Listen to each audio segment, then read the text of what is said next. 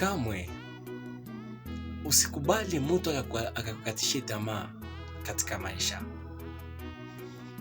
Ama na wewe pia nikwambie, usimkatishie tamaa mtu anayepumua. Mtu ambaye angali na pumzi ya Mungu, huyo mtu angali chini ya makusudio ya Mungu. Mungu angali naendelea kutengeneza hatima yake.